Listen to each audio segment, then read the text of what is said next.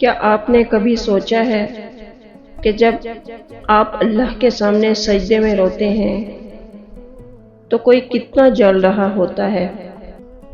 جب آپ گناہ چھوڑ کر توبہ کر لیتے ہو تو اس کا خون کھولتا ہے۔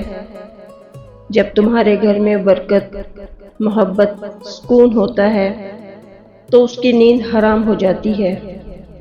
کیوں؟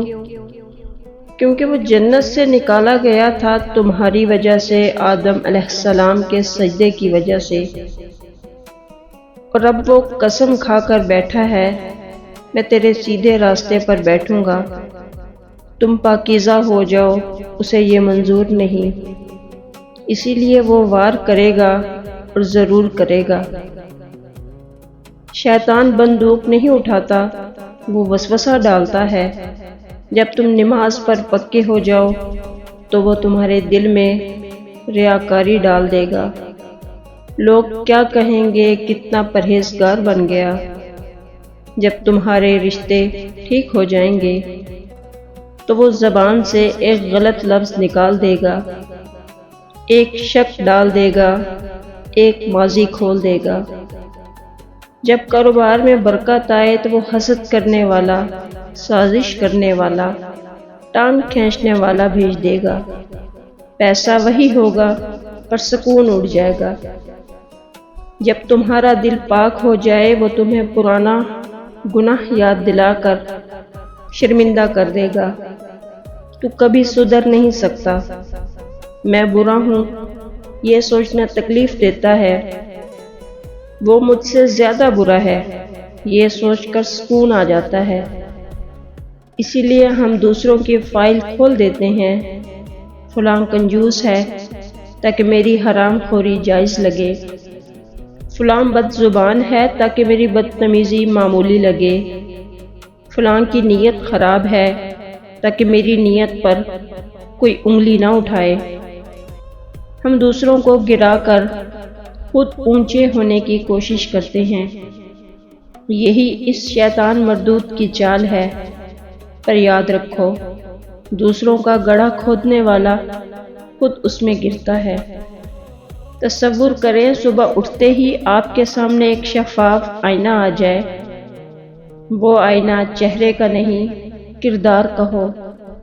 آئینہ بولے، دیکھو تم حسد کرتے ہو، دیکھو تم وعدہ توڑتے ہو، دیکھو تم ریا کرتے ہو، نماز لوگوں کو دکھانے کے لیے پڑھتے ہو، دیکھو تمہاری زبان زہر اگلتی ہے، قسم سے اس دن کے بعد آپ کو فلاں کی نیت کا وقت ہی نہ ملے گا، کیونکہ جس کا گھر شیشے کا ہو وہ دوسروں پر پتھر نہیں مارتا۔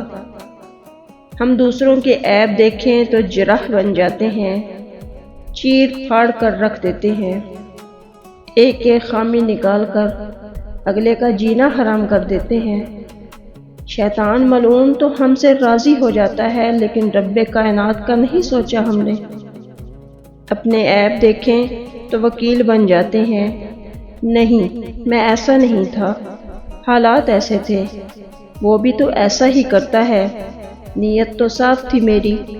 پر سنو، اللہ قرآن میں فرماتا ہے انسان خود اپنے نفس پر گواہ ہے، مطلب آپ کو اپنے سب سے زیادہ عیب پتہ ہیں، پر آپ نے آنکھ بند کر رکھی ہے، کیونکہ آنکھ کھولی تو شرمندگی ہوگی، اور جب تک شرمندگی نہیں ہوگی اصلاح نہیں ہوگی۔ شیطان کو پتہ ہے تم سے قتل کراؤں گا تو مشکل ہے، چوری کرواؤں گا تو تم پکڑے جاؤ گے، شراب پلاؤں گا تو بندہ ہوش میں آ کر توبہ کر لے گا۔ پر غیبت یہ مفت ہے، مزے کی ہے، محفل گرم کر دیتی ہے، اور گناہ بھی ایسا کہ ثواب کا ٹرانسفر ہو جاتا ہے۔ نبی کریم صلی اللہ علیہ وآلہ وسلم نے فرمایا قیامت والے دن جس کی غیبت کی ہوگی اس کی نیکیاں اسے دے دی جائیں گی، نیکیاں ختم تو اس کے گناہ آپ کے اور میرے کھاتے میں۔ سوچیں اب 2 گھنٹے بیٹھ کر فلاں کی غیبت کریں اور قیامت والے دن اپنی ساری نمازیں روزے اس کے اکاؤنٹ میں ٹرانسفر کر دیں۔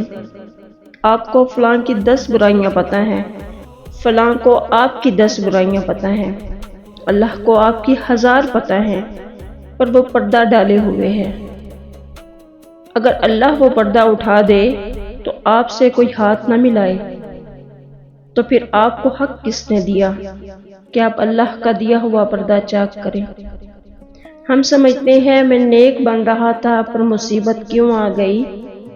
اے اللہ کے بندے، یہ آزمائش نہیں، یہ سرٹیفکیٹ ہے۔ شیطان صرف اسی کو تنگ کرتا ہے جو خطرہ بن رہا ہو، جو سجدے میں پڑا ہو، جو توبہ کر رہا ہو، جو روشنی بن رہا ہو۔ مردہ لاش پر کوئی حملہ نہیں کرتا، حملہ زندہ مجاہد پر ہوتا ہے۔